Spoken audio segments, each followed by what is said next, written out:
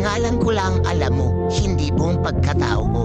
Kaya wala kang karapatang manghusga kung wala ka namang alam sa buhay ko, sa mga pinagdaanan ko at mga napagtagumpayan ko. Ang pangalan ko ay title lang ng libro ng buhay ko. Kaya kung wala ka namang alam sa bawat istorya ko at wala ka rin ambag sa pagkatao ko, wala kang karapatang husgahan ako base lang sa itsura at kilos ko. Higit sa lahat, wala kang karapatang siraan ako at pakialaman ang buhay ko.